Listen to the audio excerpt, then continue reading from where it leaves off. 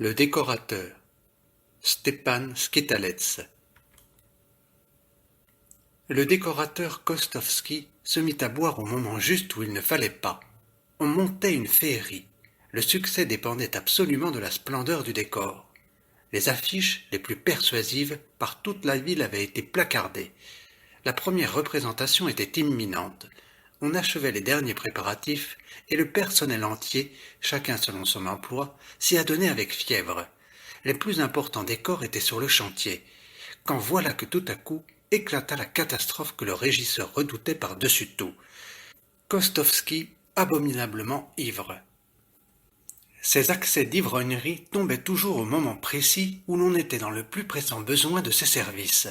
On eût dit qu'un démon le guettait et le poussait alors irrésistiblement vers le liquide défendu. Dans cet état, Kostovski subissait comme une crise de malice, de perversité, une démangeaison de tout contrarier, même en se causant du tort à lui-même. Il ne se possédait plus, il appartenait au démon. Les sensations les plus violentes devenaient alors une nécessité pour cette nature impétueuse et génialement désordonnée, et il les trouvait dans un surcroît de griserie. Ces jours-là étaient remplis pour lui de rencontres invraisemblables et d'aventures qui n'arrivaient qu'à lui. En revanche, une fois dégrisé, il se remettait au travail avec frénésie. Tout brûlait et craquait autour de lui, et lui-même flambait sous l'inspiration. Aussi, on ne le chassait pas, car c'était de plus un décorateur admirable, incomparable dans sa spécialité. Il compromettait la bonne réputation de la troupe par les scandales qu'il soulevait, aussi bien que par sa mise négligée, malpropre même, et un extérieur bassement plébéien. Mais de ces brosses sortaient des décorations tellement belles et d'une si étonnante valeur artistique que le public le réclamait pour l'applaudir, et que tous les comptes rendus des journaux le citaient, ni plus ni moins que les auteurs et les autres interprètes. Mais tous les gens du théâtre le tenaient à l'écart. Personne ne se souciait de lier connaissance avec lui. Les choristes buvaient aussi, mais eux se considéraient comme des personnages très supérieurs à cet ouvrier décorateur, dont ils évitaient avec soin la compagnie. Quant aux danseuses du corps de ballet, elles le traitaient comme un être sans sexe, et même le fuyaient avec répugnance. De son côté, il ne s'intéressait pas à elles. Une pourtant lui plaisait, Julie, une toute jeune ballerine. Encore ne l'aimait-il qu'en artiste, quand il la considérait voltigeant sur la scène, illuminée par les rayons électriques du réflecteur qu'il manœuvrait. Certaines inclinaisons de la jolie petite tête, certaines attitudes l'enchantaient, et il ajoutait des aliments à son plaisir en la faisant ressortir au milieu des autres danseuses, par le jet de quelques rayons plus éclatants. Hors de la scène, il ne lui parlait point, et elle de son côté affectait de ne pas le remarquer. Vivant dans une étrange solitude, sans amour et sans amis, rouage indispensable, mais à qui personne ne s'intéressait, il éprouvait le sentiment d'une vague et latente insulte, et chaque fois que ce sentiment s'accumulait au-delà d'une certaine limite, il se rejetait à la boisson. Et c'est ce qui venait de se produire à ce moment précis où il était au plus haut degré indispensable. Après la répétition, le gros régisseur demeuré sur la scène entretint de sa peine le chargé d'affaires de la troupe, un élégant brun au type sémite. La large et grasse face du régisseur exprimait la préoccupation, l'inquiétude et une colère à peine contenue. « Non mais dites-moi » répétait-il avec presque des larmes dans la voix, cependant que la tempête s'amassait dans son cœur. « Qu'allons-nous faire maintenant ? Qu'allons-nous faire maintenant ?» Et, croisant ses vastes mains sur son ventre énorme, il dévisageait furieusement son interlocuteur. « Quelle brute, ce Kostovski !» répondit le chargé d'affaires. « La dernière fois que cela lui prit, nous étions en mer. C'était pendant notre voyage. Et ce n'est pas fini, cela lui est bien égal. Donc, savez-vous que pendant la traversée, voilà qu'il tombe à la mer. C'était amusant. Je dormais. Tout d'un coup, un vacarme me réveille. Nous étions en panne près d'Yalta, à cause d'une tempête. On crie « Un homme vient de tomber à la mer !» Je sautai à bas du lit. « Qui ? Kostovski. »« Comment Kostovski ?» J'attendais tout autre nom. Aussi me suis-je immédiatement recouché, car Kostovski n'est pas un homme, c'est un cochon. Comment était-il tombé ? Était-il ivre ? Mais, naturellement, il s'était endormi sur le pont et on ne pensait plus à lui. Voilà que le bateau penche et la mer enlève mon Kostovski. S'éclata le régisseur. Hé, fit Chorus le chargé d'affaires. Mais le plus merveilleux, c'est que la mère n'a pas voulu de lui. L'eau n'avait pas eu le temps de le dégriser qu'il se retrouvait sur le pont. Un phénomène absolument incroyable. La mer elle-même rejetait un pareil détritus. Le régisseur partit d'un nouvel éclat de rire qui de nouveau secoua l'énormité de son ventre. « Et où est-il maintenant ? A-t-on pu mettre la main sur lui ?» demanda-t-il quelque peu radouci par le récit de l'accident arrivé à Kostovski. « Il est ici, il cuve son eau de vie. Après l'avoir cherché partout, on l'a enfin repêché dans un bouge, aux prises avec des ouvriers, et transporté ici comme un colis. Il a un œil poché. Faites-le venir, ce pochard !» Le jeune homme traversa rapidement la scène et disparut derrière les coulisses. Du fond de leur solitude muette, on entendit sa voix qui appelait. « Kostovski ! Kostovski !» Presque aussitôt, il rejoignit le régisseur, clignant des yeux comme pour dire « Voilà la comédie qui va commencer. » Il vient tout de suite. Il a honte. Il n'ose plus se montrer. Des pas lents s'approchèrent, et sur la scène apparut l'homme dont la mère n'avait pas voulu. C'était un gaillard de taille moyenne, solidement bâti, musclé, quelque peu voûté. Kostovski portait une blouse bleue, entièrement illustrée d'éclaboussures de couleurs et de taches d'huile, et qu'une large ceinture de cuir serrait à la taille. Son pantalon crasseux disparaissait dans de hautes bottes. En somme, il donnait l'impression d'un ouvrier quelconque. En revanche, de ses mains longues comme celles d'un gorille et nerveuses, de sa face assez laide et vulgaire, mais pleine de caractère avec ses pommettes proéminentes et ses longues moustaches rousses pendantes, l'idée d'une force terrible mais contenue émanait. Sous ses gros sourcils froncés, ses yeux bleus projetaient un regard à la fois taciturne et doux. Une autre particularité de cette physionomie était son expression de fougue et d'énergie extraordinaire. Sous l'œil gauche, un énorme bleu, témoignage de quelques coups rudement appliqués, s'étalait. Au-dessus du front, une tignasse de cheveux raides se hérissait, et de la personne entière de Kostovski se dégageait la notion d'une nature fruste, tumultueuse, ingouvernable. Il salua timidement et en même temps avec fierté, sans donner la main à personne. « Que faites-vous, Kostovski ? Hein » lui demanda le régisseur. « La représentation est pour demain, et nous voilà forcés de la remettre. Pourquoi me causez-vous du tort ? Dites, est-ce honnête de votre part ? Pourquoi vous grisez-vous ? Et cette décoration que vous portez sous l'œil, en êtes-vous fier ?» Kostovski recula, plongea ses 5 doigts dans la toison de ses cheveux, puis, comme prenant feu, avec un élan passionné. « Mark Lukitch !» s'exclama-t-il d'une voix rauque mais pénétrante. « J'ai bu, mais c'est fini, je ferai tout ce qu'il faut. C'est samedi aujourd'hui, donc pas de représentation. Je ne bouge pas d'ici jusqu'à demain. Je travaillerai la nuit entière. Ah, mon Dieu !» Kostovski brandit ses 2 mains en l'air et sembla envahi soudain d'une énergie sauvage. Il aspirait au travail comme à une expiation. « Saisissez-vous ce qu'il faut faire ? Il s'agit d'établir une décoration de la grandeur de la scène, et quelque chose de tout à fait beau. Comprenez-vous ? Tout à fait beau.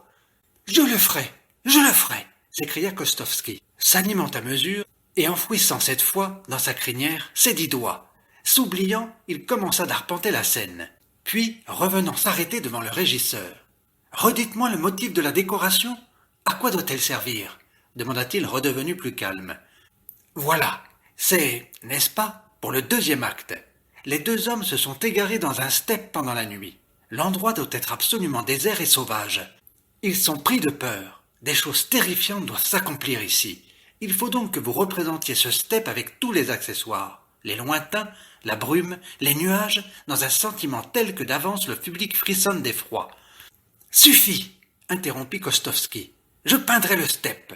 Je travaillerai de nuit, sur la scène même, à la clarté des lampes. Tout est bien préparé ?»« Eh oui, travaillez seulement !» fit le chargé d'affaires. Kostovski sentait déjà le tourmenter son génie de décorateur. Il se détourna de ses chefs, il ne les voyait plus, ne les entendait plus, il les oubliait. Il se planta au milieu de la scène et appela d'une voix puissante de commandement. « Hé, Paul ! Hé, Jean, arrive ! Vite ! Mais dépêchez-vous, enfants du diable, Kostovski travaille !» Paul, l'ouvrier attaché au théâtre, et Jean son aide, un passionné pour la scène, s'affairèrent, étalant une vaste toile, apportant les brosses et les pots de couleur. « Eh bien, dit le chargé d'affaires au régisseur, Dieu merci, il se ressaisit. On n'aura pas à contremander la représentation. Partons dîner, il ne faut pas le déranger maintenant. » Ils s'en allèrent. La scène resta éclairée toute la nuit. Le théâtre vide était silencieux comme un sépulcre. On n'entendait que les pas de Kostovski, lequel, armé de ses longues brosses, s'éloignait ou se rapprochait de la toile. Tout autour de lui, des seaux et des pots de couleur. Le travail avançait. Kostovski, l'œil meurtri, le visage tout maculé de couleur, les cheveux et les poils des moustaches hérissées, surmontait avec ses pinceaux une œuvre de titan. Ses yeux luisaient, sa figure flambait sous l'inspiration. Il créait. À 11 heures du matin, la troupe entière, réunie pour la dernière répétition, s'attroupait devant l'œuvre. Artistes, choristes, ballerines contemplaient l'énorme décoration, tantôt à la scène, tantôt du parterre, et exprimaient à haute voix leur admiration. Au fond de la scène, dont il occupait toute la largeur, s'étalait le gigantesque tableau, représentant un steppe. Au premier plan, un emmêlement de hautes et épaisses herbes, bardanes et glypsophiles. Plus loin, un tombeau délaissé, tout couvert de mousse et de graminées. Et plus loin encore, le steppe, morne, lugubre, sinistre, rien qu'une étendue infinie, menaçante et fantastique. Un steppe des temps légendaires et héroïques, où aucune route n'était tracée, qu'aucun être vivant ne foula jamais. Il semblait à tout instant qu'allait surgir Ilya Mourovitch, criant à haute voix. « Se trouve-t-il quelqu'un dans ces plaines ?» Mais le steppe sombre garde le silence, un silence terrifiant, et sur l'horizon se découpent des tumulus funéraires, et au-dessus, les nuages d'aspect fantomal et maléfique.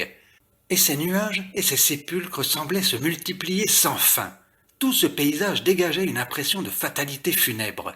Il oppressait le cœur. Il semblait que quelque chose d'épouvantable devait nécessairement s'y fomenter. Et la multitude de ces tertres et le couvercle de nuages prenaient une signification symbolique. Ils apparaissaient vivants, de quelque vie tragiquement surnaturelle. De près, on ne distinguait qu'une mêlée de taches de toutes couleurs, sabrées de zigzags convulsifs, comme sous la frénésie de quelques balais ivres. Mais plus on s'éloignait, et plus despotiquement s'imposait l'obsession de l'immense steppe que le génie créateur faisait vivre. Plus on regardait, plus on subissait ce sentiment d'oppression dominatrice. Tous comblèrent d'éloges l'ouvrier. « Oh, ce Kostovski !» criait-on. « Bravo ! Quel talent ! Quelle sorcellerie !» « Eh bien quoi ?» répondait-il naïvement. « Nous ne sommes que des ouvriers. S'il faut travailler, nous travaillons. Si l'on peut s'amuser, nous nous amusons. Nous sommes comme ça. » Tous le plaisantèrent, mais pourtant ils parlèrent de lui toute la journée, car, en vérité, jamais encore il ne s'était distingué à ce point. Pour lui, il se remit à son labeur avec un entrain qui ne faisait que grandir. Pendant la répétition, il peignit le temple indien, pestant contre ses aides, et dans le feu de l'inspiration, il accommoda vertement le régisseur lui-même, qui voulait lui faire une observation. Bref, il se conduisait selon son habitude, en indomptable et en irresponsable, et gardant toujours une manière de fierté. Il allait et venait dans son atelier, plus ébouriffé et plus crasseux que jamais. Il brossa le temple le plus superbement fantastique. Il planait dans l'extase de la création. Tout son être, défait par une nuit d'insomnie, exprimait la force et l'énergie exaltée. Son visage blafard avec son bleu, les mèches ébouriffées de ses cheveux, la flamme de ses yeux d'où jaillissaient des rayons azurés, tout manifestait la persévérance de sa fièvre créatrice. Il était complètement absorbé par son temple, lorsqu'il perçut des pas légers et respira un parfum délicat. Il se retourna. Julie était devant lui. Elle portait encore son costume de danseuse qui la déshabillait toute. C'était une mignonne petite brune, en brassière rose, en souliers blancs, avec une courte jupe de mousseline. Sa gorge ferme se soulevait régulièrement et paisiblement. Son visage frais, au teint d'or bruni, souriait. Ses yeux en amande, noirs et humides, regardaient tendrement Kostovski et semblaient lui faire toutes les promesses. Elle semblait une fée des contes. Il était difficile de s'imaginer un petit être plus dissemblable du décorateur. Elle, toute beauté et tout charme, et lui, intimidé et gauche, avec ses gestes dégingandés, qui se tenait devant elle sans savoir que dire, et la contemplant avec admiration. Kostovski ne songeait plus à son œuvre, et le long pinceau que tenait sa main glissa jusqu'au menu pied de la fée. Elle éclata d'un rire cristallin qui découvrit ses luisantes petites dents aiguës, s'approcha de lui, légère et gracieuse, et lui tendant sa petite main, dit hardiment « Bonjour, Kostovski !» Plusieurs mois s'écoulèrent. Le public emplissait la salle du grand théâtre d'opéra. Derrière la toile, on travaillait avec fièvre, on se heurtait dans un tumulte extraordinaire. À travers le rideau, on percevait le bruit de la foule en même temps que les harmonies majestueuses de l'orchestre attaquant l'ouverture. Les ouvriers se pressaient de planter les décorations, les poulies criaient. Des ténèbres du cintre descendaient ou montaient les vastes toiles sur lesquelles on entrevoyait des palais, des coupoles, des forêts et les vagues de la mer. Tout l'équipage des machinistes était commandé par Kostovski. Il était méconnaissable. Son visage semblait rajeuni, illuminé. Ses yeux bleus luisaient d'allégresse, ses chaussures étaient exactement cirées, un veston de velours moulait fidèlement son torse, et plus de mèches hérissées. « Abaissez le fond de la mer !» cria-t-il d'une voix retentissante, et descendit une gigantesque toile représentant le fond de la mer. Le décorateur recula et le regarda avec amour. C'était sa nouvelle œuvre. « Écoute, Paul, clama-t-il de nouveau. Quand les sirènes commenceront à nager, fais en sorte que Julie soit contre le fond même. C'est entendu !» Le metteur en scène passa en courant, un vétéran de qui le masque usé révélait la longue expérience de tout ce qui se passait derrière les coulisses. « Oh, les anges! Que le diable vous emporte !» hurla sa voix enrouée. « Les sirènes! À vos places! Les sirènes !» Enfin, tout se trouva prêt pour que les sirènes puissent traverser le fond de la mer en nageant, suspendues à l'aide de poulies. Kostovski se tenait déjà posté au comble, le réflecteur électrique braqué sur la scène. C'est lui qui était chargé de l'éclairage des décors et des acteurs. Le fond de la mer s'imprégna d'une clarté douce et poétique. Une lueur d'un vert argenté semblait traverser l'eau de bas en haut, vers la lumière vive du jour, tandis qu'au fond, tout vivait dans un perpétuel crépuscule. À la limite de la perspective surgissait un rocher de corail autour duquel des plantes étranges, presque vivantes, faisaient rayonner leur végétation paradoxale, et se soutenaient les méduses gélatineuses. Au milieu de ce monde primordial et difforme, subitement apparut un être féminin, miraculeusement beau, à la chevelure flottante, aux épaules nues. Son corps s'achevait en apparence de poisson sous une brasillante armure d'écailles argentées. La monstruosité du paysage sous-marin soulignait la splendeur de sa figure et de son buste. Elle évolua avec l'aisance d'un poisson en faisant étinceler sa parure d'écailles. Tout un essaim d'autres sirènes la suivirent. Baignée par les rayons du réflecteur, elle prenait toute une beauté surnaturelle, de par la volonté de Kostovski. Une surtout, immergée tout au fond, captait l'œil par l'éclat étrange dont sa beauté rayonnait.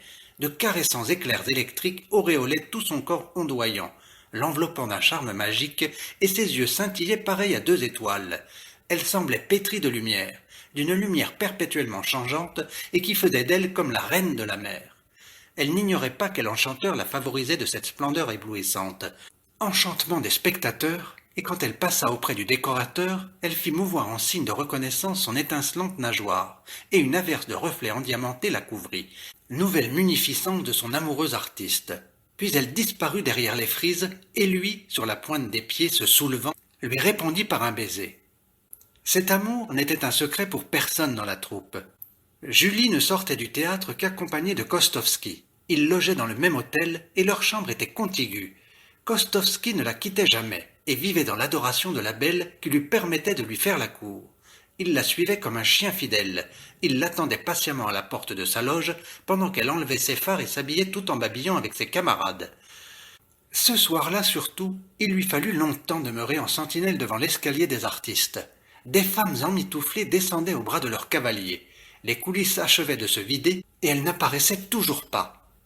Kostovski devenait triste et soucieux sans prêter attention à rien d'autre qu'à la porte, qui, à présent, ne s'ouvrait qu'à de rares intervalles, presque toutes les femmes étant sorties, quand parut la choriste Rose, une juive qui ne passait pas pour timide. « Pourquoi restez-vous là ?» demanda-t-elle en relevant les sourcils et esquissant une moue malicieuse. « C'est moi la dernière, il n'y a plus personne. Quant à Julie, elle est partie depuis longtemps. »« Comment partie ?» fit Kostovski, dont la figure exprima un vif chagrin. « Ah ah ah !» se mit à rire Rose, de son rire argentin. « Mais elle est partie avant la fin du spectacle avec son soupirant. Et voilà longtemps qu'elle s'est lassée de vous, mon pauvre ami. » Le décorateur fit quelques pas et saisit ses toupets. « Cela n'est pas vrai, » dit-il sourdement. « Mais si, voyons, » répondit la juive, « et c'est par votre faute. Elle ne voulait que simplement se faire mettre en évidence, et vous l'avez éclairée si bien que tout l'orchestre est fou d'elle. Ah, elle y arrivera maintenant, elle n'a plus besoin de vous. » Et la choriste dégringola l'escalier en riant. Kostovski restait immobile à la même place, et dans le silence et le vide du théâtre, Il sentait dans son cœur sourdre et croître une douleur inconnue. Quand il vint frapper à la porte de Julie, elle le reçut froidement. Ses yeux humides luisaient, indifférents et froids, sous ses épais sourcils noirs. De sa chevelure négligemment rassemblée, 2 boucles tombaient sur ses joues. Assise sur son lit, elle lisait un livre. Un peignoir japonais la vêtait toute, et des mules chaussaient ses menus pieds. « Julie !» bégaya Kostovski que l'émotion étouffait. « Assez, assez, vous !» dit-elle d'une voix sèche, et, feignant de ne rien remarquer de son trouble. « J'ai vraiment autre chose à faire qu'à m'occuper de vous. »« Julie !» Et s'allongeant sur le lit, elle se replongea dans sa lecture comme si rien n'eût dû l'en arracher. Cette frivole tactique de femme l'irrita. Pourquoi cette feinte insultante quand il est si simple de s'expliquer franchement ? « Julie, tu me parles comme un visiteur importun dont on veut se débarrasser. Que signifient ces cérémonies ? » ?»« Il n'y a pas de cérémonie, répliqua-t-elle. C'est la simplicité même, comme nos relations. Chacun est libre de faire ce qu'il veut, n'est-ce pas ? Moi je lis, faites aussi quelque chose. Si vous vous ennuyez, allez chez vous. Elle le chassait. Cette simplicité de relation, ce vous au lieu du tu l'exaspérèrent. Écoutez, fit-il avec emportement et à son tour ne la tutoyant plus. Il faut que je vous parle, et j'attendrai la fin de votre lecture. Elle ne répondit rien et demeura étendue sur le lit, considérant le livre ouvert. Un lourd silence pesa. Kostovski s'était assis près de la table et regardait Julie. Accoudée sur les oreillers, elle prit une pose gracieuse de chatte et s'occupa de cacher sous sa robe ses petits pieds chaussés de mule. Cela agaça Kostovski. À travers la légère étoffe du peignoir se dessinaient les formes de son corps. Les larges manches laissaient voir jusqu'au coude ses menus bras potelés. Tant de grâce et de charme sortaient d'elle toutes que Kostovski, à travers la haine qui lui montait au cœur, sentait sourdre un appétit de la saisir et l'enlacer. Il détourna les yeux. La chambre était misérable, une mesquine chambre d'hôtel à bas prix, éclairée à l'électricité. Près de la porte, l'armoire au costume. Près de la table, une commode, puis une glace. Au porte-manteau était pendue sa jaquette en peluche avec des pattes de chat. Il contemplait avec irritation et cette jaquette et ses pattes. Il se rappela avec quelle tendresse naguère elle l'accueillait, caressant ses cheveux drus de sa petite main. Et combien cette caresse était douce. Elle jeta furieusement le livre et sauta à bas du lit. « Nous n'avons rien à nous dire !» s'écria-t-elle, toute rouge de colère. « Tout est déjà dit. Il est temps d'en finir avec toute cette comédie sentimentale. » Kostovski, tremblant, se leva. « Comédie sentimentale ?» répétait-il amèrement. « Julie, que s'est-il passé entre nous ? » ?»« Rien ne pouvait se passer entre nous, dit-elle avec emportement. Nous sommes trop différents l'un de l'autre. Nous n'avons rien de commun. Et il faut rompre nos relations. » Elle bouscula une chaise et allant s'asseoir dans un coin obscur, elle le fixa de ses grands yeux noirs. Ses yeux gardaient toujours, sans que s'en doutât leur maîtresse, leur expression inviteuse et prometteuse. En vous repoussant, elle vous appelait.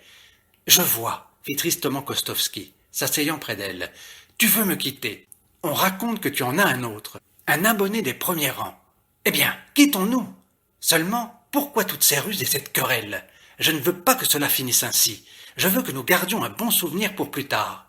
Mais Julie, tâche de comprendre que ceux des premiers rangs ne te considèrent que comme une chair, tandis que moi, je t'aime, que le diable te prenne maudite. » Il l'avait saisie au-dessus des coudes et la secouait de ses bras énormes. « Oh, que vous êtes brutale! Vous m'injuriez! Laissez-moi!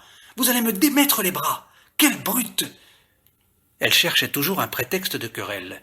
Lui, de son côté, sentit bouillonner en lui la colère, un désir brûlant de la battre, de la déchirer, de la jeter à la porte. Il lui serra plus durement encore les bras. Ses yeux verdirent, il grinça des dents et les muscles de sa face se contractèrent. « Aïe !» fit-elle, mais il était déjà à ses genoux. « Chérie, adorée, mon trésor, mon bonheur, tu es tout pour moi, tous mes sentiments, toutes mes pensées, tout pour toi. Oui, je suis une brute, mais je t'aime. Je ne peux pas vivre sans toi. Si tu me repousses, je sombrerai de nouveau. Écoute, chérie, mon bonheur, je te demande pardon. Tu vois, je baisse tes mains, ta robe, je pleure. Pardon. » Et, agenouillé devant elle, ce grand et robuste homme prenait les mains de la frêle créature, y versait des baisers et pleurait.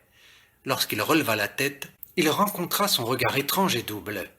Ce regard des grands yeux noirs humides n'exprimait ni amour, ni compassion, ni mépris, mais quelque chose d'affreusement humiliant, semblable à de la curiosité, mais plus impitoyable encore. La curiosité d'un naturaliste quand il procède à ses expériences sur un lapin vivant, ou d'un collectionneur qui épingle un insecte de rare espèce. Kostovski intéressait cette femme. Il l'intéressait par son excentricité et sa spontanéité. Tout lui paraissait intéressant. Les transitions soudaines de la brutalité à la tendresse, l'étrangeté de l'explication, cet accès de fureur suivi d'une si parfaite humiliation devant elle, et les larmes.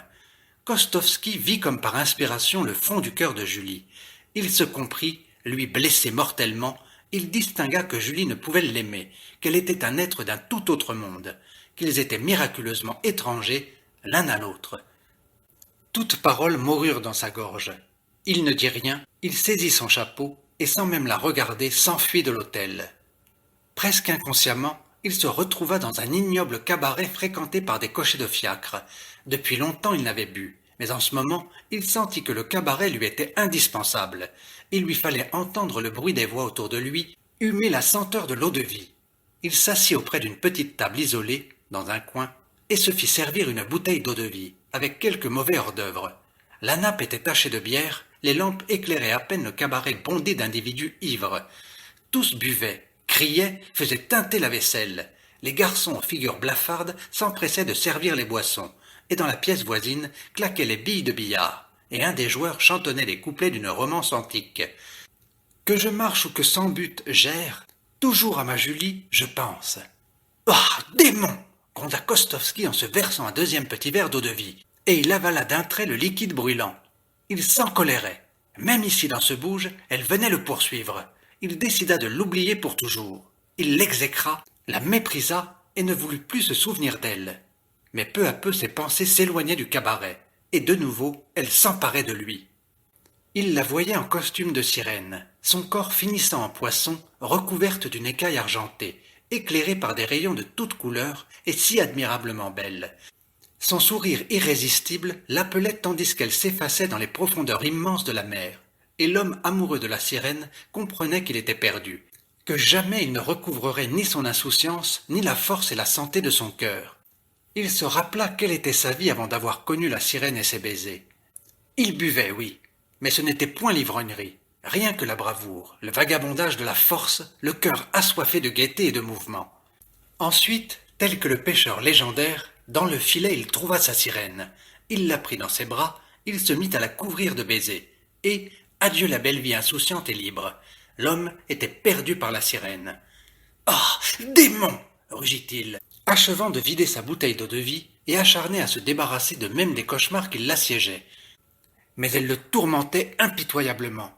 Elle lui apparaissait tantôt fée, tantôt bergère, d'autres fois naïade, ou encore elle s'approchait de lui drapée dans la vaste robe d'intérieur, et des boucles brunes tombaient sur ses joues roses. Un halo palpitant l'entourait. Elle était inondée de rayons. Dans la salle de billard, on chantait toujours les mêmes couplets. Peu à peu, le cabaret se remplit d'une sorte de brouillard que perçait à peine la lumière des lampes. Le tumulte des buveurs semblait s'éloigner et n'arrivait plus que par ondes, comme un écho. La sirène apparaissait au milieu de ces ondes, souriait et faisait signe à Kostovski.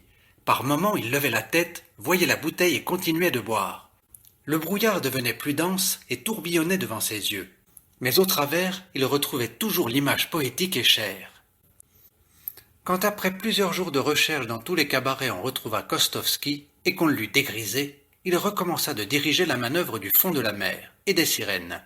Il avait repris son extérieur d'autrefois, malpropre, négligé, plus taciturne que jamais, et les touffes de ses cheveux encore plus en tumulte. Il revint se poster derrière les coulisses, près du cintre, pour illuminer les sirènes. Son cœur semblait plongé dans le froid et la nuit. La rage le dévorait. Cette fois, il évitait résolument toute la troupe, la haïssait et se confinait dans son isolement. Les sirènes nageaient au fond de la mer. Il les éclaira. Seulement, ce n'était plus la même lueur poétique. C'était un brouillard verdâtre et triste, et les sirènes paraissaient au travers souffreteuses, privées de vie et pareilles à des cadavres voguant. Et lorsque Julie à son tour traversa la Seine en nageant, tout au fond comme à son ordinaire, de lugubres rayons glauques l'ensevelirent, et la sirène ressemblait à un spectre, à une larve. Sa face était devenue bleue, livide, horrible, avec des lèvres noires, des fosses sans couleur à la place des yeux, et son corps de poisson devint quelque chose d'innommablement mucilagineux. Un frisson de dégoût passa parmi tous les spectateurs. Le corps bleui de Julie flottait à même un amas phosphorescent. Il se confondit enfin avec lui, composa on ne sait quoi d'informe, de monstrueux, et comble de l'horrible, de diaboliquement vivant. Et le décorateur tournait lentement le réflecteur. Il contemplait la funèbre féerie qu'il créait à mesure. Il se sentait à mesure faire s'effondrer le charme. Il lui apparaissait que la femme dont il adora la beauté n'avait jamais été belle, qu'il la restituait enfin à sa réalité. Elle qui de beauté n'avait reçu que lorsque le décorateur l'illuminait des rayonnements de son amour.